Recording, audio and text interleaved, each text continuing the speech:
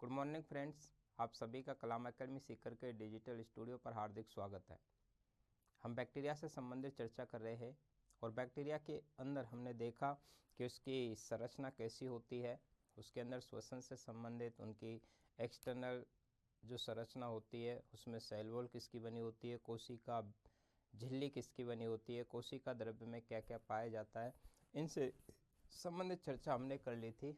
आज अपन स्टार्ट करने वाले हैं लाभकारी बैक्टीरिया के बारे में, जो कि हमारा जो मेन उद्देश्य है वो है कि बैक्टीरिया का मनुष्य के लिए क्या फ़ायदा है या मनुष्य के लिए, पादपों के लिए, जीवों पर बैक्टीरिया का क्या असर पड़ता है। तो हानिकारक इफेक्ट क्या है और लाभकारी इफेक्ट क्या है, दोनों पर अपन चर्चा करने वाले हैं। तो पहले देख लेते हैं लाभकारी बैक्टीरिया। कुछ बैक्टीरिया ऐसे हैं जिनका दैनिक जीवन में बड़ा ही उपयोग होता है। जैसे एक बैक्टीरिया है इकोलाई।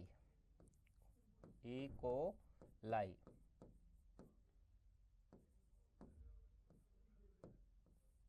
इकोलाई इकोलाई का पूरा नाम होता है ईस्चीरिया कोलाई। ईस्चीरिया कोलाई, इस इकोलाई का दैनिक जीवन में बड़ा ही उपयोग होता है। पहला तो यह कि यह हमारे मनुष्य की छोटी आंत में पाया जाता है। यह मनुष्य की आंत में पाया जाता है। हमारी जो इंटेस्टाइन होती है उस इंटेस्टाइन में पाया जाता है। इंटेस्टाइन में पाया जाने वाला बैक्टीरिया है। इसका यूज किया जाता है ह्यूम्यूलिन के निर्माण में। ह्यूम्यूलिन के निर्माण में काम आता है, निर्माण में प्रयुक्त होता है। देखिए ह्यूम्यूलिन क्या है कि ह्यूम्यूलिन, यदि किसी व्यक्ति के अंदर इंसुलिन हार्मोन की कमी हो जाती है तो इंसुलिन हार्मोन की कमी की वजह से डायबिटीज रोग होता है। तो ये जो डायबिटीज है उस डायबिटीज का कारण होता है इंसुलिन हार्मोन्स की कमी। यदि किसी में इंसुलिन हार्मोन की कमी होती है तो उस व्यक्ति के ब्लड के अंदर ग्लूकोज का लेवल बढ़ जाता है। ग्लूकोज की मात्रा बढ़ जाने की वजह से डायबिटीज रोग होता है। डायबिटीज के इलाज के लिए इंसुलिन का इंजेक्शन लगाया जाता है और उस इंसुलिन को प्रयोगशाला के अंदर पहली बार बैक्टीरिया से बनाया गया था। उस इंसुलिन का नाम रखा था ह्यूम्यूलिन। तो ह्यूम्यूलिन क्या है? इंसुलिन संश्लेषित हार्मोन। जब इंसुलिन हार्मोन का संश्लेषण कर लिया गया था तो इसका संश्लेषण करने के बाद ह्यूम्यूलिन नाम रखा गया था। इसका निर्माण अमेरिकन कंपनी इली लिली के द्वारा किया गया था 1983 में। 1983 में जो इंसुलिन संश्लेषित किया गया प्रयोगशाला के अंदर, उसी का नाम क्या रखा था? ह्यूम्यूलिन। और ह्यूम्यूलिन का जो यूज किया जाता है वो करते हैं डायबिटीज के रोगी। कौन से रोगी करेंगे? डायबिटीज। तो डायबिटीज के जो रोगी हैं वो इसका यूज करते हैं। तो डायबिटीज के रोगी इसका यूज करेंगे। तो इसका निर्माण करने में कौन सा बैक्टीरिया काम में आ रहा है? तो इकोलाई। और मनुष्य की आंत इंटेस्टाइन के अंदर भी कौन पाया जाता है? इकोलाई। और इंसुलिन का जब लैब के अंदर निर्माण किया गया था, संश्लेषित किया गया था, उसका नाम क्या रखा गया था? ह्यूम्यूलिन रखा गया था। इसका यूज किया जाता है इंटरफेरोन के निर्माण में। इंटरफेरोन के निर्माण में। देखिए इंटरफेरोन क्या है? तो इंटरफेरोन ये वायरस प्रतिरोधी प्रोटीन होते हैं। वायरस प्रतिरोधी प्रोटीन जो शरीर में संश्लेषित होते हैं उन्हें क्या कहते हैं?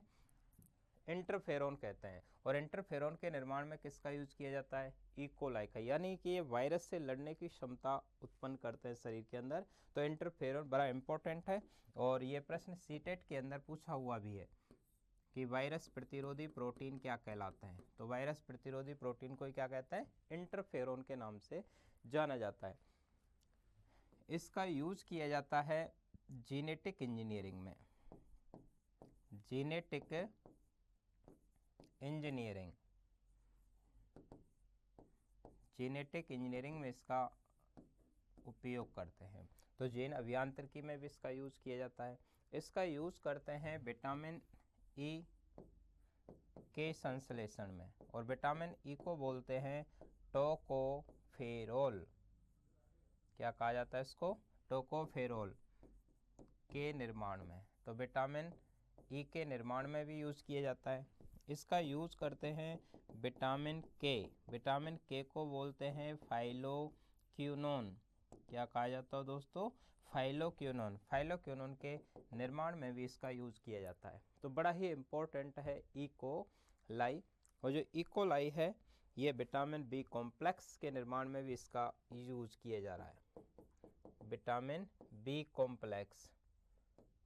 तो विटामिन बी कॉम्प्लेक्स के निर्माण में इसका यूज़ करते हैं, विटामिन के निर्माण में इसका यूज़ करते हैं, विटामिन ई के संश्लेषण में इसका यूज़ करते हैं, जीनेटिक इंजीनियरिंग में इसका यूज़ सबसे ज़्यादा किया जाता है, इंटरफेरोन के निर्माण में इसका यूज़ करते हैं, और इकोलाई का पूरा नाम होता है ईस्चेरिया कोलाई। देखिए इकोलाई एक प्रोटोजुआ भी होता है, वहाँ पर उसे एंट अमीबा कोलाई कहते हैं। इकोलाई एक प्रोटोजुआ भी है जिसे एंट अमीबा कोलाई कहते हैं। यहाँ पर बैक्टीरिया है, इसे बोलते हैं ईस्चेरिया कोलाई, और ये मनुष्य की छोटी आंत के अंदर पाया जाता है। इसका यूज ह्यूमुलिन के निर्माण में किया जाता है। और ह्यूमुलिन क्या है? इंसुलिन, जो संश्लेषित हार्मोन का उदाहरण है, और डायबिटीज के रोगी के अंदर इसका इंजेक्शन लगाया जाता है। तो देखिए इकोलाई एक ही बैक्टीरिया से कितने सारे प्रोडक्ट तैयार किए जा रहे हैं, या कहाँ कहाँ पर इसका यूज किया जा रहा है। नेक्स्ट दूसरा देखते हैं। दूसरा जो बैक्टीरिया है वो है ज़ैंथोमोनास, और ज़ैंथोमोनास कैम्पेस्ट्रिस, ज़ैंथोमोनास कैम्पेस्ट्रिस। और ज़ैंथोमोनास कैम्पेस्ट्रिस का यूज किया जाता है टूथपेस्ट बनाने में। क्या बनाया जाता है इससे? टूथपेस्ट बनाने में इसका मोस्ट कॉमनली यूज करते हैं। तो आपसे सीधा सा ही प्रश्न पूछ लेते हैं कि टूथपेस्ट बनाने में किसका यूज किया जाता है? तो टूथपेस्ट बनाने के लिए ज़ैंथोमोनास कैम्पेस्ट्रिस का यूज किया जाता है। ऐसे ही एक बैक्टीरिया है बैसिलस, बैसिलस थूरिएंजेंसिस, बैसिलस थूरिएंजेंसिस। बैसिलस थूरिएंजेंसिस का यूज करते हैं बीटी कॉटन बनाने में, बीटी कॉटन में। बीटी का मतलब ही होता है बैसिलस थूरिएंजेंसिस। तो ये बीटी क्या है? बैसिलस थूरिएंजेंसिस एक कॉटन है, और ये जो कॉटन होती है इसमें कीट प्रतिरोधक क्षमता पाई जाती है, कीट प्रतिरोधी कॉटन, यानी ऐसी कॉटन जिसमें कीटों से लड़ने की क्षमता होती है उसे कीट प्रतिरोधी कॉटन या बीटी कॉटन कहते हैं। और जो बीटी कॉटन है, इस कॉटन से एक क्राई प्रोटीन रिलीज होती है। कौन सी प्रोटीन निकलती है? Cry protein. Cry protein release होती है, जिसकी वजह से उस कोई भी जो कीट जिससे कॉटन पर पनपेगा उस कॉटन की डेथ हो, उस कीट की डेथ हो जाती है। तो कीट प्रतिरोधी कॉटन का उदाहरण है बीटी कॉटन।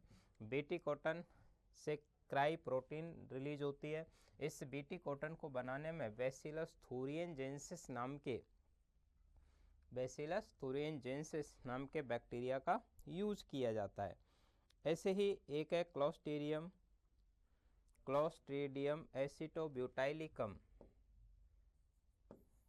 क्लोस्ट्रीडियम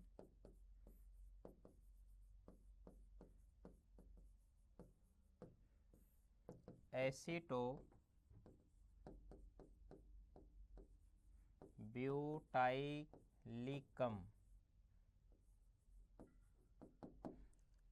इसका यूज करते हैं विटामिन बी कॉम्प्लेक्स बनाने में। विटामिन बी कॉम्प्लेक्स बनाने में इसका सबसे ज़्यादा यूज किया जाता है। तो बैसिलस से कौन सा बैक्टीरिया ये? क्लोस्ट्रीडियम एसिटोब्यूटाइलिकम। इससे बनती है vitamin B complex.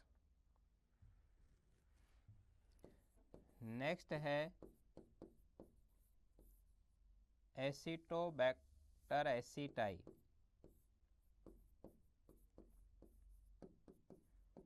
Acetobacter aceti, Acetobacter aceti का यूज करते हैं सिरका बनाने में।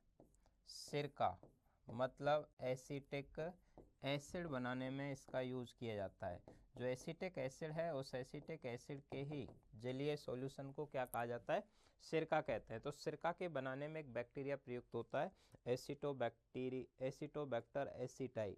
एसिटिक एसिड को ही सिरका कहा जाता है। एसिटिक एसिड का लगभग 10% के इधर उधर जो सॉल्यूशन होता है जब पानी के अंदर मिला देते हैं तब उससे सिरका बनता है। खट्टी चटनी बनाने में इसका यूज किया जाता है। तो इसको रासायनिक नाम ही पूछ लेते हैं कि सिरका का रासायनिक नाम क्या है। एक टेक्निक है जिसे अपन फर्मेंटेशन या किण्वन कहते हैं। किण्वन का मतलब होता है सड़ना। ऑक्सीजन की अनुपस्थिति में कोई भी चीज़ सड़ती है तब उसे किण्वन या फर्मेंटेशन कहा जाता है।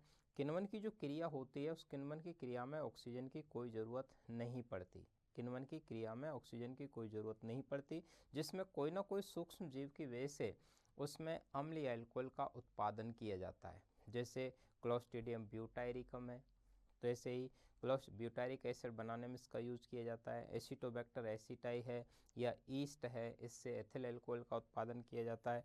तो वो कवक होती है वो ईस्ट, यह है एसिटोबैक्टर एसिटाई जिससे बनता है सिरका बनाने में इसका सबसे ज़्यादा यूज किया जा रहा है। जेनेटिक इंजीनियरिंग के अंदर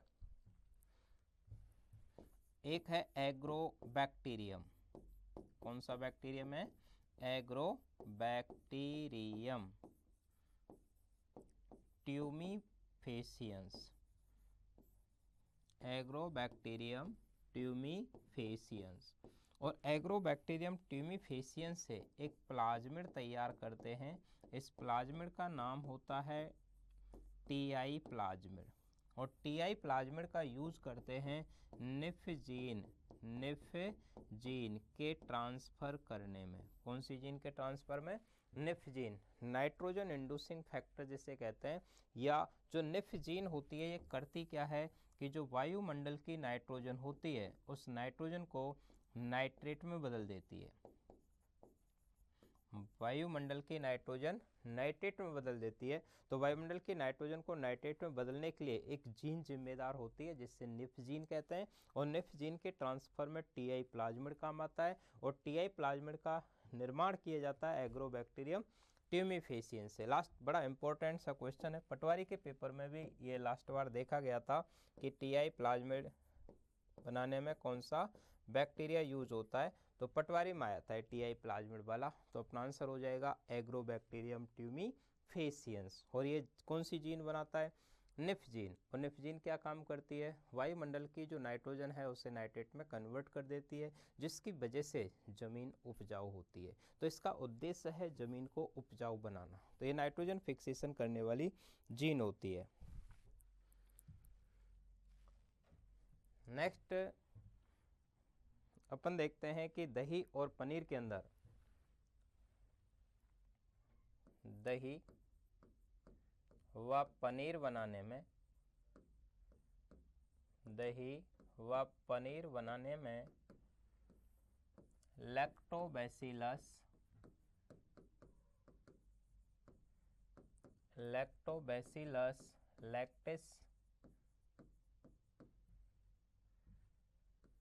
स्ट्रेप्टोकोकस लैक्टिस,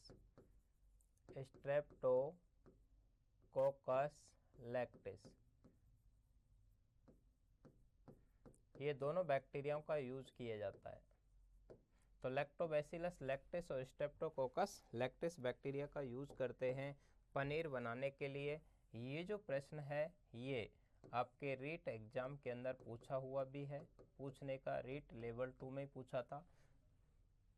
पूछने का तरीका था मनुष्य के लिए निम्न में से कौन सा बैक्टीरिया लाभदायक होता है। तो मनुष्य में लाभदायक बैक्टीरिया स्ट्रेप्टोकोकस, उसमें ऑप्शन दे रखा था। स्ट्रेप्टोकोकस कहाँ काम आता है, तो इसका पूरा नाम होता है स्ट्रेप्टोकोकस लैक्टिस। लैक्टोबैसिलस लैक्टिस तो हर कोई जानता है, ये बैक्टीरिया दही पनीर उद्योगों में काम में आता है। लैक्टोबैसिलस लैक्टिस, देखिए जहाँ पर भी लैक्ट शब्द आ जाए तो समझ लेना कि ये कोई दूध या दही से रिलेटेड टर्म है। लैक्ट शब्द आ जाए। जैसे अपन यूँ समझ लेते हैं कि आपको शब्द आ गया लैक्ट, तो लैक्ट दूध या दही से रिलेटेड शब्द होगा।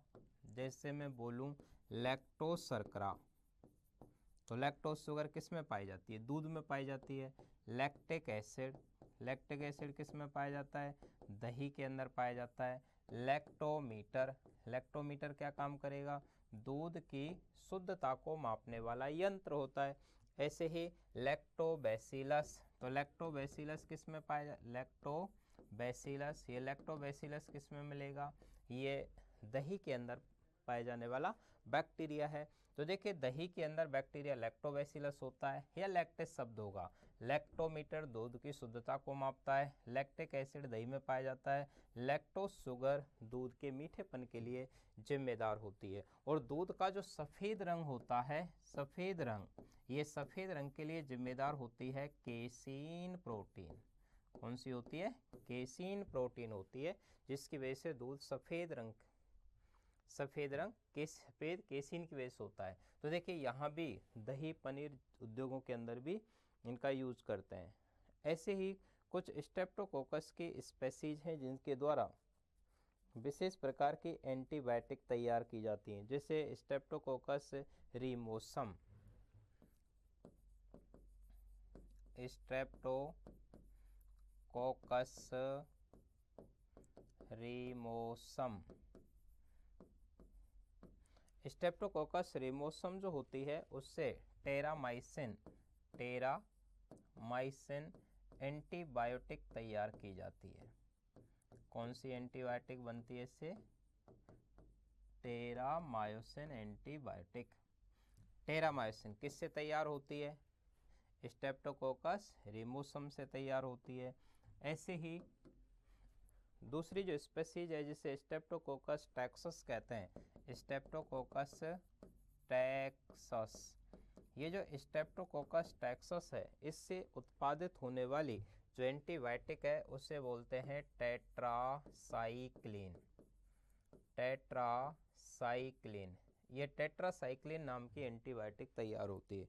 एक शब्द होता है एंटीबायोटिक, एक शब्द होता है एंटीसेप्टिक। एंटीसेप्टिक कोई भी बाह्य सतह पर लगाया जाता है, जबकि एंटीबायोटिक्स को खाया जाता है। एंटीबायोटिक को जैसे अपन खाते हैं तो हमारे शरीर के अंदर जाकर वो बैक्टीरिया की कोशिका भित्ति को नष्ट कर देती हैं, बैक्टीरिया के प्रोटीन संश्लेषण को रोक देती हैं। एंटीबायोटिक्स में सबसे पहले खोजी गई जो एंटीबायोटिक थी वो पेनिसिलिन थी। पेनिसिलिन पेनिसिलियम नोटेटम कवक से खोजी गई थी। लेकिन जो एंटीबायोटिक शब्द है ये स्ट्रेप्टोकोकस ग्रीसिकस के लिए दिया गया था। उन्होंने स्ट्रेप्टोकोकस से स्ट्रेप्टोमाइसिन की खोज की थी और खोज करता थे ऐसे वाक्समान। ऐसे वाक्समान ने सबसे पहले एंटीबायोटिक शब्द का प्रयोग किया था, जो स्ट्रेप्टोमाइसिन की खोज करता भी है। तो एंटीबायोटिक बैक्टीरिया से भी प्राप्त होती हैं, एंटीबायोटिक फंजाई से भी प्राप्त होती हैं। ये कुछ बैक्टीरिया से प्राप्त होने वाली एंटीबायोटिक हैं, जैसे टेरामाइसिन, टेट्रासाइक्लिन, ये टैक्सोस से प्राप्त होती है, और स्ट्रेप्टोकोकस रीमोसम से टेरामाइसिन प्राप्त होती है। ऐसे ही स्ट्रेप्टोकोकस वेनिजुली, स्ट्रेप्टोकोकस वेनिजुली इससे क्लोरमफेनिकल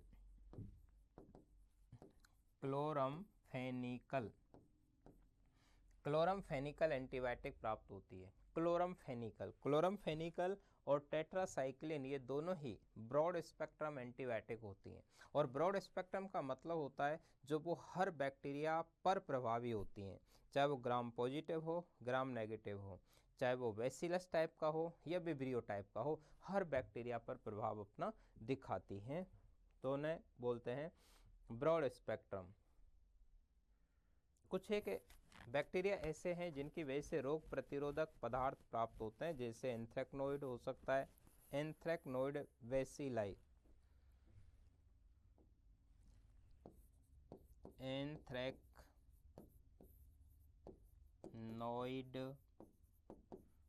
बेसिलाई जीवाणु से रोग प्रतिरोधक पदार्थों का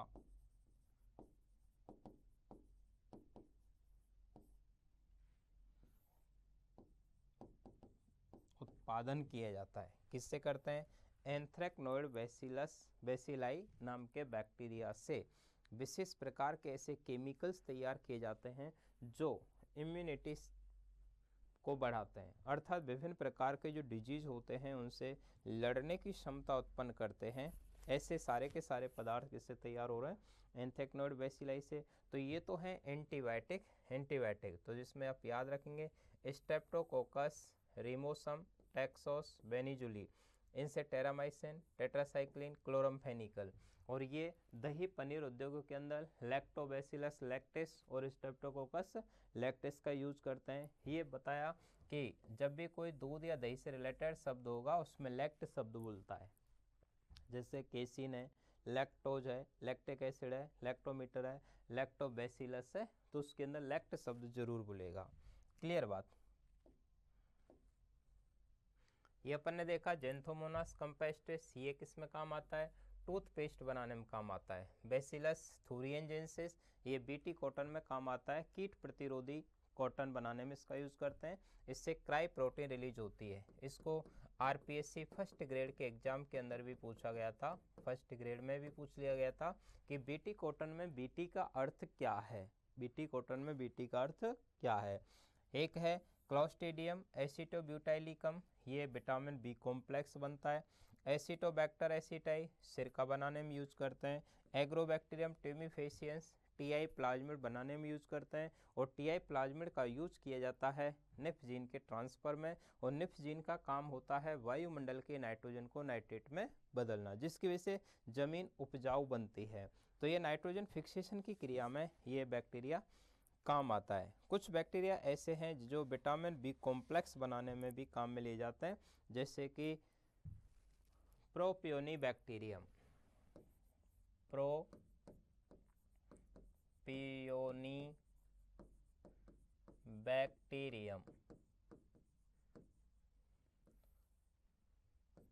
ऐसे ही बेसिलस मेगाथीरियम,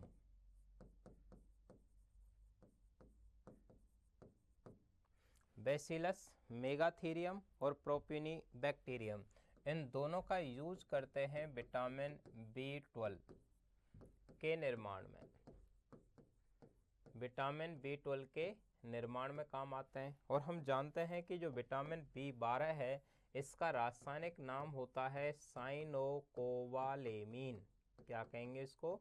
साइनोकोबालेमिन, ये इसका रासायनिक नाम है। इसके अंदर कोबाल्ट धातु पाई जाती है। कौन सी धातु पाई जाती है? कोबाल्ट धातु। और कोबाल्ट धातु की वजह से ये कैंसर के इलाज में भी काम आती है, कैंसर के इलाज में प्रयुक्त होती है। तो देखिए ध्यान दें कि विटामिन B12 का रासायनिक नाम क्या है? साइनोकोबालेमिन। विटामिन B12 में कौन सी धातु पाई जाती है? कोबाल्ट धातु। ध्यान रहे कि विटामिन B12 ही एकमात्र ऐसा विटामिन है जिसमें कोबाल्ट धातु पाई जाती है। विटामिन B12 के अलावा किसी भी विटामिन के अंदर धातु नहीं पाई जाती। और विटामिन B12 में जो कोबाल्ट धातु है इसकी वजह से इसका यूज करते हैं कैंसर ग्रस्त कोशिकाओं को नष्ट करने में। कैंसर में रेडियोथेरेपी के अंदर इसका यूज किया जाता है। और यदि इसकी कमी हो जाती है, किसी के अंदर कमी होती है, तो उसकी कमी की वजह से रोग होता है, उसे बोलते हैं पर्नीशियस एनीमिया। कौन सा रोग हो गया? पर्नीशियस एनीमिया रोग होता है। तो पर्नीशियस एनीमिया रोग का कारण क्या है? विटामिन B12 की कमी। कौन सी धातु पाई जाती है? कोबाल्ट धातु। कैंसर के इलाज में काम आती है। रासायनिक नाम क्या है? साइनोकोबालेमिन। इसके निर्माण में कौन कौन से बैक्टीरिया काम आते हैं? बेसिलस मेगाथीरियम और प्रोपियोनिबैक्टीरियम। तो प्रोपियोनिबैक्टीरियम और क्लॉस्ट्रीडियम, बेसिलस मेगाथीरियम, इनका यूज भी इसमें किया जाता है। क्लियर बात? नेक्स्ट है अपन देखते हैं कि कुछ बैक्टीरिया ऐसे हैं जो नाइट्रोजन फिक्सेशन की क्रिया में भी काम आते हैं, अर्थात जो वायुमंडल की जो नाइट्रोजन है उससे नाइट्रोजन को नाइट्रेट में बदलने में भी काम आते हैं। उनके बारे में चर्चाएं कर लेते हैं।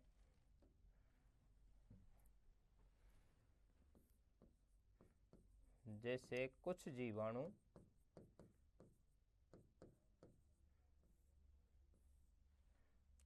सहजीवी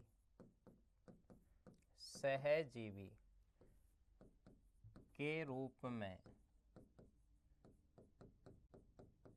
नाइट्रोजन का स्थिरीकरण करते हैं, N2 फिक्सेशन करते हैं। देखिए, फिक्सेशन का मतलब तो होता है कि जो स्वतंत्र नाइट्रोजन है उसे नाइट्रोजन के यौगिकों में बदलने की क्रिया ये सहजीवी के रूप में करते हैं, सिम्बायोसिस के रूप में करते हैं। तो सिम्बायोसिस का मतलब क्या होता है कि जिसमें दो भिन्न जाति के जीव होते हैं और दोनों एक दूसरे के साथ रहकर हमेशा एक दूसरे को लाभ पहुंचाते हैं। जब दो जीव एक साथ हमेशा रहते हैं और साथ रहकर एक दूसरे को लाभ पहुंचाते हैं तब उसे सिम्बायोसिस कहते हैं। सिम्बायोसिस के रूप में कुछ बैक्टीरिया ऐसे हैं जो वायुमंडल के नाइट्रोजन को नाइट्रेट में बदलने का काम करते हैं।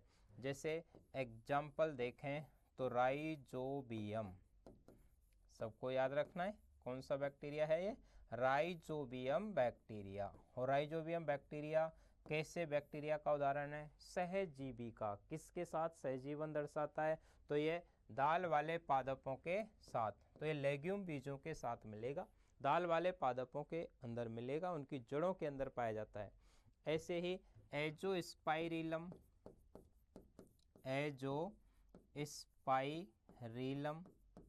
ये एजोस्पाइरिलम बैक्टीरिया है। ऐसे ही फ्रैंकिया, तो फ्रैंकिया है, एजोस्पाइरिलम है, ये राइजोबियम।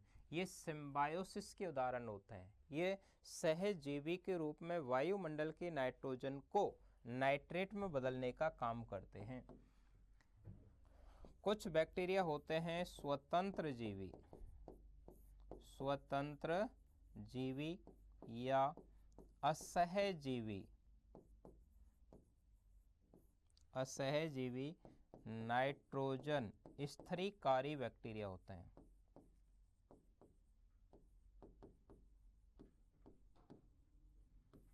जो सहजीवन नहीं दर्शाते, ये नाइट्रोजन का स्थिरीकरण स्वतंत्र अवस्था में करते हैं। जैसे क्लोस्ट्रीडियम,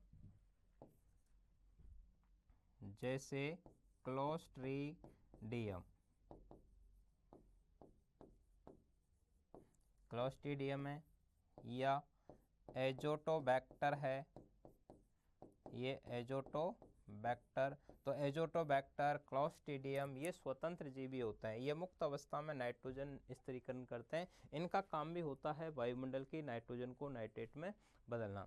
आपसे प्रश्न पूछेगा कि निम्न में से कौन सा सहजीवी जीवाणु है जो दाल वाले पादपों की जड़ों में सहजीवी के रूप में रहकर नाइट्रोजन फिक्सेशन करता है, तो राइजोबियम।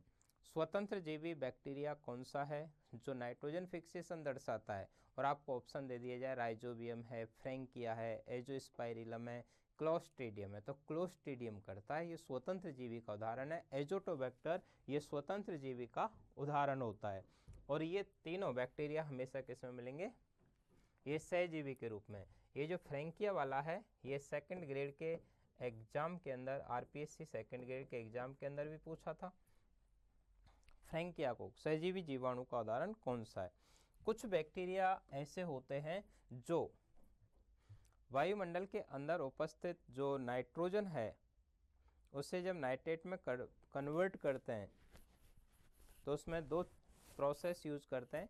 एक अमोनिया से नाइट्राइट बनाते हैं, अमोनिया से नाइट्राइट।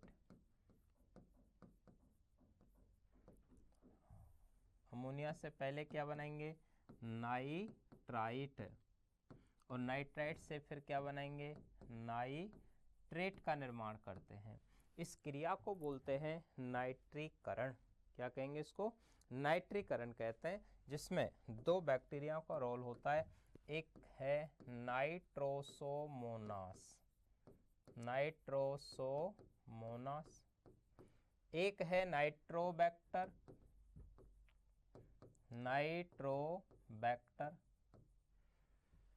एक नाइट्रोसोमोनास। और जब ये अमोनिया इस नाइट्रेट में यहाँ से कन्वर्ट होती है तब इस क्रिया का नाम होता है नाइट्रीकरण। क्या कहते हैं इसको? नाइट्रीकरण कहा जाता है। तो नाइट्रीकरण का मतलब होता है अमोनिया से पहले नाइट्राइट बनना और नाइट्राइट से बाद में क्या बनेगी? Nitrite, nitrate. तो अमोनिया है, ये नाइट्राइट है, ये नाइट्रेट है। दोनों बैक्टीरिया इंपॉर्टेंट रिएक्शन है ये। कुछ एक ऐसे बैक्टीरिया भी होते हैं जो कि होता ये है कि नाइट्रोजन से नाइट्रेट बनता है। नाइट्रोजन से क्या बनना चाहिए? नाइट्रेट बनना चाहिए, अर्थात नाइट्रोजन फिक्सेशन होना चाहिए। लेकिन कुछ एक क्या करते हैं, ऐसे बैक्टीरिया भी होते हैं जो नाइट्रेट को नाइट्रोजन में कन्वर्ट कर देते हैं। ये क्रिया विनाइट्रीकरण कहलाती है। विनाइट्रीकरण डीनाइट्रिफिकेशन कहलाती है। तो डीनाइट्रिफिकेशन का मतलब होता है वायुमंडल के अंदर वापस से नाइट्रोजन बना देना। होना क्या चाहिए कि जो नाइट्रोजन है वो नाइट्रेट में कन्वर्ट हो या नाइट्राइट में कन्वर्ट हो या अमोनिया में कन्वर्ट हो। लेकिन यहाँ पर जो नाइट्रेट है वो पहले नाइट्राइट में फिर नाइट्रोजन में वापस बदल जाती है, तब उस क्रिया को बोलेंगे विनाइट्रीकरण। और ऐसे बैक्टीरिया को बोलते हैं डीनाइट्रीफाइंग बैक्टीरिया, जैसे थायोबैसिलस और स्यूडोमोनास, जैसे थायोबैसिलस और स्यूडोमोनास।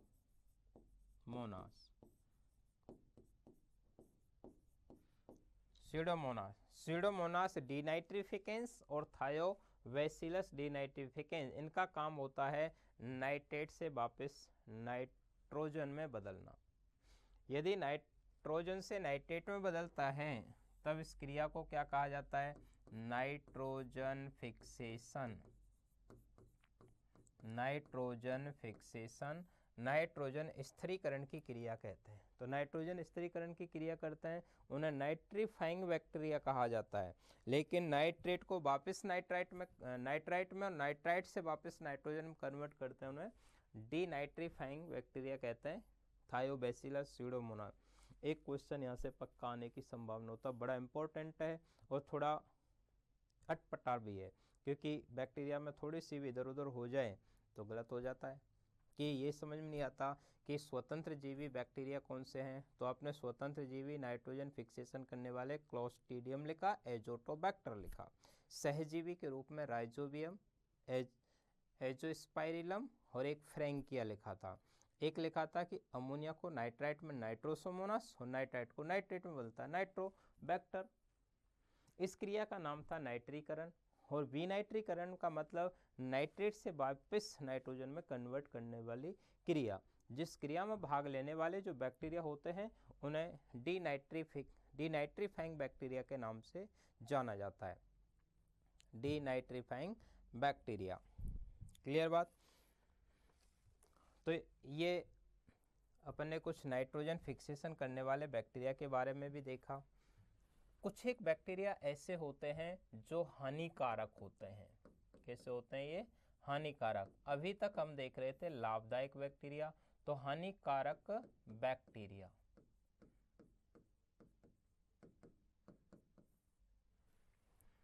लाभदायक बैक्टीरिया पर हमने चर्चाएं की, लेकिन अब देखते हैं हानिकारक बैक्टीरिया से संबंधित कुछ बात है कि कौन कौन से बैक्टीरिया हैं जिनकी वजह से हानि हो जाती है, नुकसान होता है। तो देखिए हमारे अंदर माइकोबैक्टीरियम,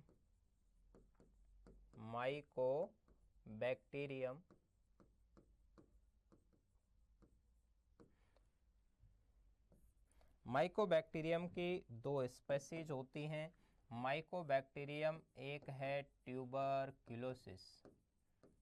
यदि माइकोबैक्टीरियम ट्यूबरक्यूलोसिस है तो इससे टीबी रोग हो जाएगा। माइकोबैक्टीरियम लेप्रे है तो इससे लेप्रोसी रोग हो जाएगा, कुष्ठ रोग हो जाता है। ऐसे ही salmonella typhi, salmonella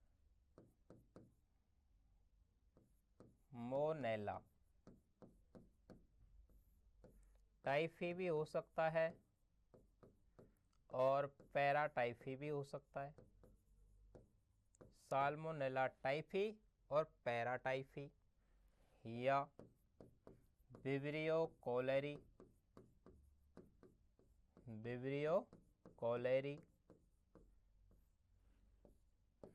diphtheria, Corynebacterium diphtheria,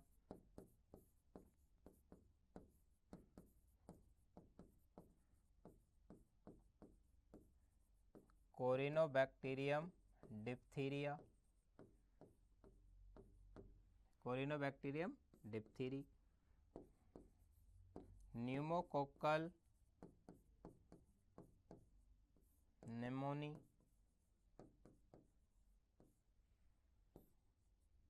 pneumococcal pneumoniae,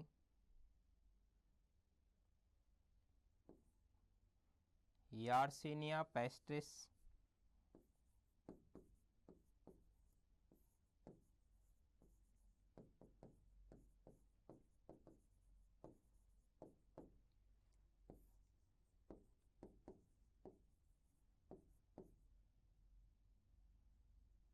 Yersinia pestis.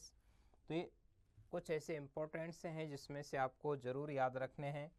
आपको ज़रूर याद रखना है माइकोबैक्टीरियम ट्यूबरकुलोसिस को।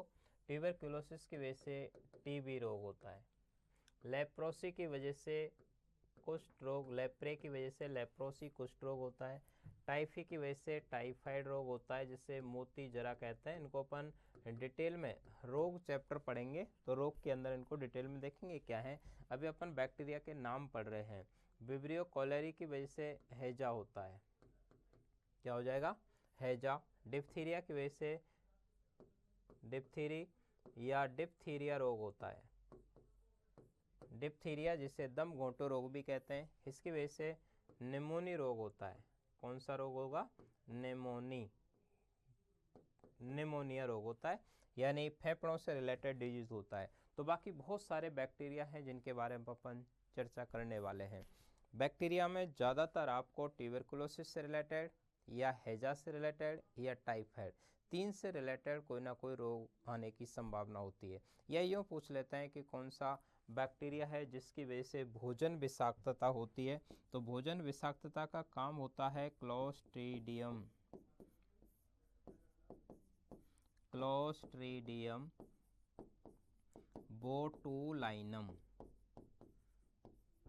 बोटुलाइनम। इसकी वजह से होती है फूड पॉइजनिंग या भोजन विषाक्तता हो जाती है। तो भोजन विषाक्तता का कारण क्या होता है, क्लोस्ट्रीडियम बोटुलाइनम। बाकी क्लोस्ट्रीडियम टेटेनी भी होता है, इससे टिटनेस होता है। तो बाकी तो अपन रोग जब चैप्टर पढ़ेंगे तो रोग के अंदर इनकी सबकी चर्चा करने वाले हैं। तो ये ऐसे कॉमन से बैक्टीरिया के नाम लिखे हैं जिनसे कोई ना कोई एग्जाम में क्वेश्चन पूछा जाता है। जैसे ये वाला प्रश्न आपके रीट के एग्जाम के अंदर पूछा हुआ है कि हैजा एक संक्रामक रोग है। हैजा एक संक्रामक रोग है, उस संक्रामक रोग का कारण कौन सा बैक्टीरिया है, तो विब्रियो कोलेरी बैक्टीरिया की वजह से होने वाला रोग है। ठीक है, अब देखते हैं कि कुछ एक पादपों के अंदर भी डिजीज होते हैं। पादपों के अंदर उनमें भी एक दो आप नाम याद रखेंगे। जीवाणु जनित पादप रोग, बैक्टीरियल डिजीज जो प्लांट्स के अंदर होते हैं, जैसे कि ज़ैंथोमोनास सिट्री,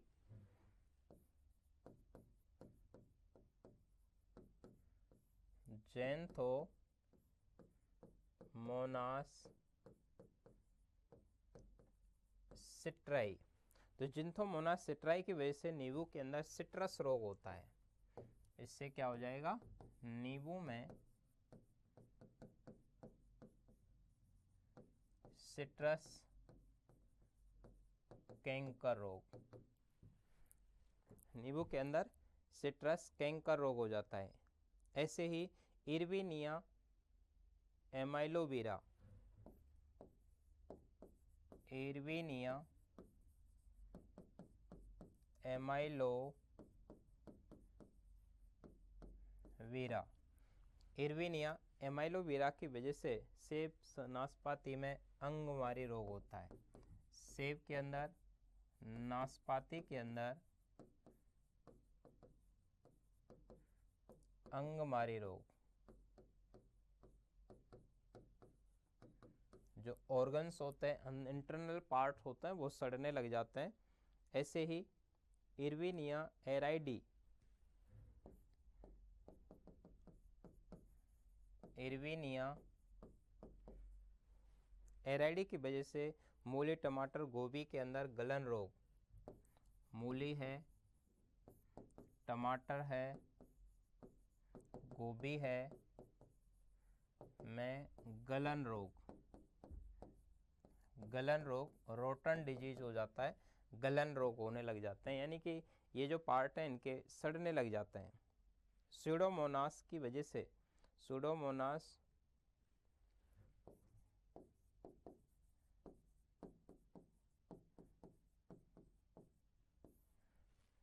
स्यूडोमोनास की वजह से आलू, खीरा, बैंगन में मिलानी रोग, आलू, खीरा, बैंगन में मिलानी रोग, बिल्ट डिजीज हो जाती है, मुरझाने लग जाते हैं। इनमें से सबसे ज़्यादा जो इम्पोर्टेंट है वो है नींबू का कैंकर रोग, नींबू का सिट्रस कैंकर, जो कि जेंथोमोनास सिट्राई की वजह से होता है। बड़ा इंपॉर्टेंट है, एग्जाम के अंदर सीधा सा पूछ लिया जाता है। ज़्यादातर यही पूछा जाता है कि कैंकर रोग होता है जीवाणु से, वायरस से, कवक से, तो किसकी वजह से होता है? ये बैक्टीरिया की वजह से। बैक्टीरिया का नाम पूछे तो जेंथोमोनास सिट्राई की वजह से। इरविनिया एमाइलोविरा की वजह से सेब, नाशपाती में अंगमारी रोग होता है। ऐसे इरविनिया एराइडी की वजह से मूली, टमाटर, गोभी के अंदर गलन रोग, रोटन डिजीज हो जाता है। सूडोमोनास की वजह से आलू, खीरा, बैंगन के अंदर बिल्टिंग या मिलानी रोग होता है। तो ये पादपों के अंदर होने वाले कुछ रोग हैं। जंतुओं के अंदर होने वाले जो डिजीज हैं, उन जंतुओं में हम जंतुओं के जो रोग चैप्टर पढ़ेंगे, संक्रामक रोग, तो उसमें ये सारे रोग वापस आएंगे। अभी 2-4 बैक्टीरिया के नाम याद रखें, ये हानिकारक बैक्टीरिया के एग्जाम्पल हैं। ये कुछ नाइट्रिकारी बैक्टीरिया लिखे थे, जो नाइट्रोसोमोनास और नाइट्रोबैक्टर है। ये बी नाइट्रीकरण की क्रिया में भागते हैं, थायोबैसिलस और सूडोमोनास। ये कुछ सहजीवी बैक्टीरिया, राइजोबियम, एजोस्पाइरिलम, फ्रैंकिया, ये स्वतंत्र जीवी हैं, क्लोस्ट्रीडियम और एजोटोबैक्टर। प्रोपियोनिबैक्टीरियम, बैसिलस, और ये इनका यूज करते हैं विटामिन B12 के संश्लेषण में, और विटामिन B12 है साइनोकोबालेमिन। ये जो बैसिलस मेगाथीरियम है, इस बैसिलस मेगाथीरियम का यूज किया जाता है, चाय के अंदर भी करते हैं, तंबाकू के अंदर फर्मेंटेशन में, को खुशबूदार बनाने में, खुशबूदार बनाने में। तो चाय, तंबाकू को खुशबूदार बनाने के लिए भी इनका यूज किया जाता है। जैसे चाय की पत्ती में स्मेल आती है, उस स्मेल को और बढ़ाने के लिए, तंबाकू के प्रोडक्ट आते हैं उनमें स्मेल आती है, उनको और बढ़ाने के लिए भी इसका यूज किया जाता है। किसका? बैसिलस मेगाथीरियम का यूज करते हैं।